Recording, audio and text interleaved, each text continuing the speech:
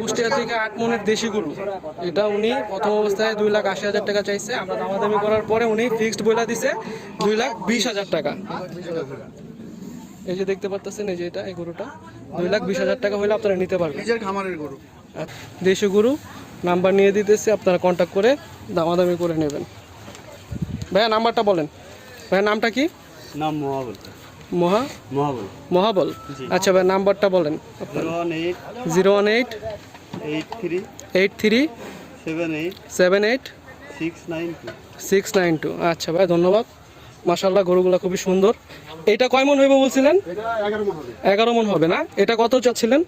এডি আমরা কম করে চাইছি আর কি, 480 চাই। 480, 4,80,000। এটা কত হলে সেল করবেন? এটা কত হলে বিক্রি করবেন?